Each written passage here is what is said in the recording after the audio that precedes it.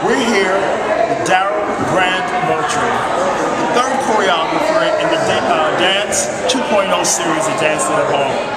We just saw an excerpt of your set to the riveting music of that. It's really what? Yeah, thank you. Now, you told the story that Miss Johnson asked you to emulate another work that's part of legendary dance. Yeah, Miss Johnson wanted a modern day version of the famous piece they have called The Greatest, which is to the greatest of all so I wanted to find a song that's now, that could relate to people now, that has the same kind of positive message. So I instantly, I Believe I Could Fly, sung by Yolanda Adams. When I first heard it, it's one of those songs that anybody can hear and you're moved by it. So well, her version is really exciting. The risk that you took with the choreography, especially the partner, Devil May Care. Thank you. I try. I mean, that's a long process. What you don't see is a lot of the woman saying, "Ow, that doesn't work." The man saying, they're trying to work it out because they're trying to get to know each other and gel. So it's nice to see it come in a rehearsal process where you get to see it and it starts to gel. So it starts to work. So taking that risk comes from the dancers. Now I know that you work in all different types of genres. You do modern, you do ballet, you do tap, you do jazz. You're a man for all dances. And you've worked with Al Daly, you've worked with Dancing at Home. What are some of your other companies that you've worked with? I've worked with Juilliard. I've been commissioned by Juilliard. But you're a Juilliard graduate. Juilliard grad, yes.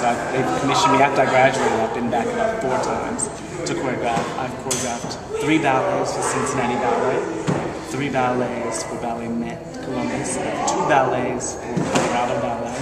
I have a ballet I just did for Sacramento Ballet, and a new work coming for Tulsa Ballet, and 2 works for Milwaukee. What's the difference between you working the modern dance idiom and the ballet?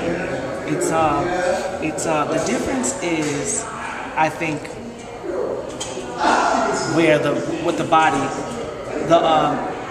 the gauge that the dancer has on what their body can do. Modern dancers have a tendency, you can tell a modern dancer to fall and land on their shoulder, roll to the head, and that's just natural for them. My goal is to get ballet dancers to have that kind of risk, where they can go on point and have gorgeous partnering, but in an instant they can drop and roll to their shoulder.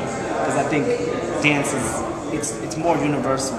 There is a misnomer about ballet that the technique is restricting, but technique really gives you freedom because it gives you the range of everything that you need to go to the next level. Yeah.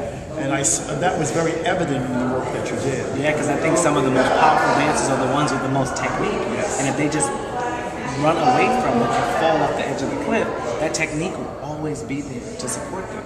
And they're some of the best dancers who are the most classical technique. There's a point where you stopped watching their technique, and then you almost started to watch them from the sternum up, because it had that kind of freedom and that kind of intrigue. But that's when the job for me, I think, is done, because it's a process to get a dancer to be able to dance from their heart up. And it's so funny when you say that, because I always try to use that. This is more important, I think, than the steps. Because the lay people don't remember the steps. Yeah. Only dancers felt. Exactly. Yeah. Dancers can criticize the steps, but real people remember what they felt. But in the long run, those are the ballets that last. That's what we hope. Yeah, that's what we hope. We want that. Those ballets that last. Well, I thank you for taking the time out to talk to us. Thank you so much. On behalf of Harlem World and Dance 2, we look forward to seeing the entire work next week. Yeah. November 4th. November 4th. Right here in this space. Right here in this space. Good. Yeah. Thank you. Yeah, thanks.